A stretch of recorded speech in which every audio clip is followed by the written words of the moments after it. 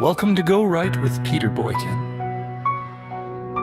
This is a constitutional republic where liberty is not permission and government answers to the people.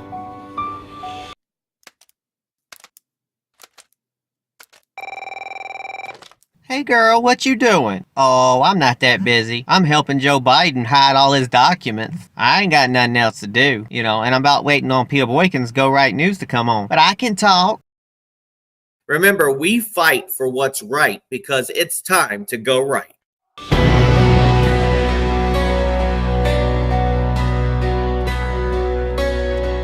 They call it common sense. They say it's clean and clear. But power loves a shortcut when no one's looking here. 2 boxes on a form, so authority feels strong. But convenience turns to policy when limits start going wrong. This isn't left or right, it's restraint versus control. It's who defines the citizen and who draws the roll. Is North Carolina protecting common sense or expanding government power through identity law? That's the question they don't want slowed down. That's the line they don't want crossed at all.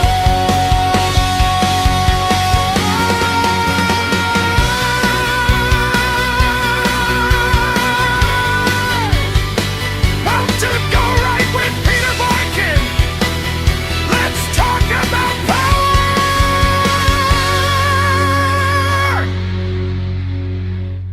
before it decides who we are.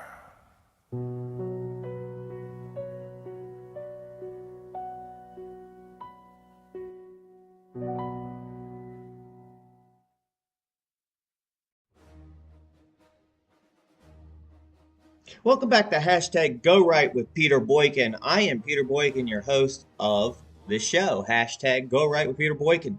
This is a commentary based on the article on GoRightNews.com and GoRightNC.com. And today we ask, if government can define identity for convenience, liberty becomes conditional. A free society does not require the state to approve of every individual choice. It requires the state to restrain itself from deciding which individuals deserve recognition in the first place. Once government claims the authority to define identity categories by statute, it crosses a quiet but dangerous threshold. The issue is not who wins this argument today, the issue is who controls the definitions tomorrow. Limited government does not mean the state picks fewer winners. It means the state claims less authority over personal life altogether. If Republicans truly believe that government power is dangerous when concentrated, they cannot celebrate its expansion simply because the target feels foreign or irritating. Power does not check party registration before it spreads. Precedent does not retire after one election cycle. There is a disciplined conservative argument available here, and it is not flashy. It does not trend well on social media, and it does not satisfy the urge to dunk on the other side. And that argument is this: let individuals live their lives. Let private decisions remain private, and let the state stay out of identity. Let taxpayers debate spending, and let government prove its authority before asserting it. A constitutional republic erodes not when liberty is attacked openly, but when restraint is abandoned selectively. One side cheers because it feels like order, and the other side panics because it feels like erasure. Meanwhile, the state quietly grows more confident in its right to define the citizen. And that is not conservatism. That is convenience masquerading as principle. Because if liberty only applies to people who make us comfortable, it is not liberty at all. It is permission. And permission can always be revoked. Folks, thanks for tuning in to hashtag Go Right with Peter Boykin. Please share this to all your social medias and follow us on Rumble and Kick and YouTube and everywhere else. that you can find great independent constitutional news from. God bless everybody. They call it common sense. They say it's clean and clear. But power loves a shortcut. When no one's looking here, 2 boxes on a form. So authority feels strong, but convenience turns to policy when limits start going wrong!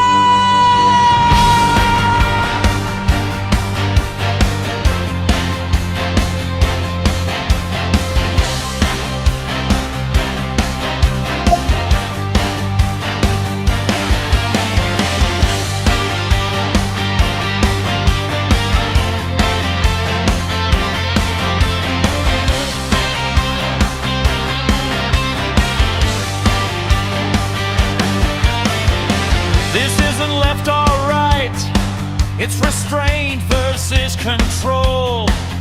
It's who defines the citizen and who draws the roll. Is North Carolina protecting common sense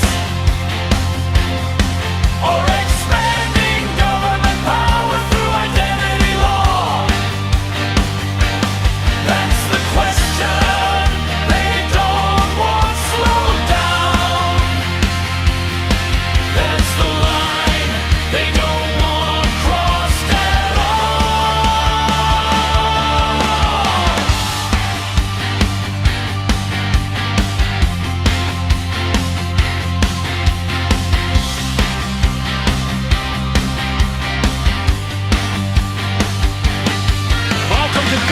With Peter Boykin. Let's talk about power before it decides who we are.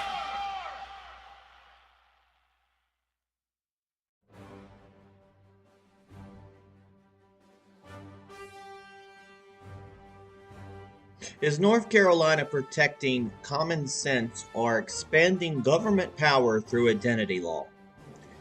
There is a familiar rhythm to how these debates unfold. A new rule is announced, applause erupts from one side, alarm bells ring from the other, and social media turns into a loyalty test. And almost nobody pauses to ask the only question that actually matters in a constitutional republic. What authority does the state have, and where does individual liberty begin? That question now sits at the center of the new rule in North Carolina, where the state has officially defined sex as male and female for legal recognition and prohibited the use of state funds for gender transition surgeries or medication. Supporters have declared it a victory for common sense and conservatism, but critics have called it ignorant of science and dismissive of real people who exist outside clean categories. Both reactions are emotionally understandable, but neither fully address the constitutional tension hiding underneath. Now, what the state is claiming the power to do. The first part of the rule does something conservatives should instinctively distrust. It asserts that the state has the authority to define identity categories by law. That's not a neutral act. It is not a passive recognition of reality. It is an active exercise of government power over how citizens are classified, recognized, and navigated through the legal system. Conservatism, at least as it is traditionally sold, is skeptical of this kind of authority. Limited government is supposed to mean fewer definitions imposed from above, not more. And when the state begins legislating identity instead of simply administrating law, it is expanding its role, not shrinking it. And this is where the contradictions begin. Because biology is not a cultural war talking point. The existence of intersex people is not a political slogan. It is not a progressive theory. It is a medically documented biological reality involving chromosomes, hormones, or anatomy that do not conform neatly to binary classification. A law does not make these people disappear. It simply makes them harder to legally process. When legislation is built on simplified assumptions that ignore known biological variation, the result is not clarity. It is confusion layered with litigation. And conservatives often argue that government should be grounded in reality rather than ideology. That standard does not disappear when the facts are inconvenient. And that's when we lead to public funding as a separate constitutional question. The second part of the rule deserves different treatment. Refusing to use state funds for specific medical procedures is not the same thing as banning those procedures outright. Taxpayer money is not unlimited, and citizens have every right to debate how public funds are allocated. From a constitutional perspective, this is where the state has firmer ground. Declining to subsidize something is a restraint on government spending, not a criminalization of private behavior. And limited government arguments actually apply here. But conservatives weaken that argument when they blur the line between, quote, the state will not pay, and, quote, the state gets to decide who you are. Those are not the same principles. They are opposites wearing the same label. Which leads us to audits, NGOs, and selective enforcement. Audits and calls to audit, the NGOs and social service departments should stand on neutral principles of transparency and accountability. And when audits are framed as ideological punishment rather than physical oversight, they stop being conservative and start being reactionary. A conservative republic does not survive on selective scrutiny. It survives on equal standards applied consistency, even when that target is unpopular. Folks, you can read more about this on the GoRightNews.com and GoRightNC.com website. Thank you for tuning in. Please share.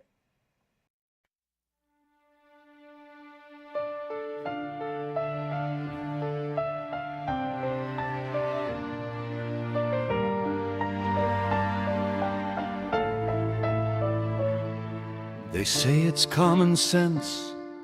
They say it's clean and clear. 2 boxes on a form so power feels secure. But when the state decides who fits and who does not, convenience turns to law and liberty gets caught. It starts with tidy language and ends with quiet chains. You don't lose freedom screaming, you lose it through the claims. If government defines me for its own ease of use, then freedom isn't freedom, it's permission they can choose. You don't need to like my life to let my rights remain. When liberty's conditional, the Constitution's just a name.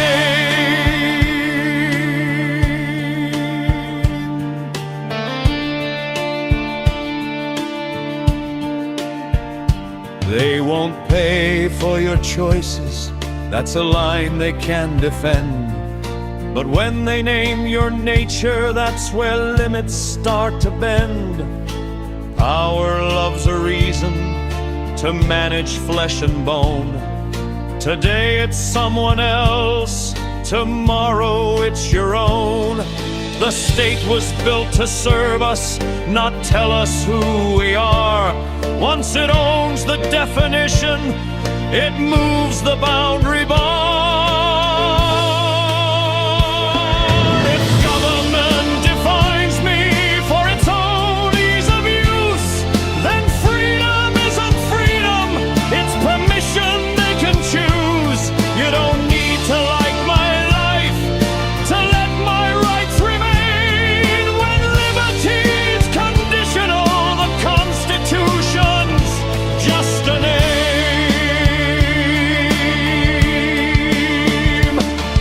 This isn't about approval, it's about restraint. This isn't left or right, it's the power you let paint. A box around a citizen, a label around a soul. Once precedent is written, you don't control the road.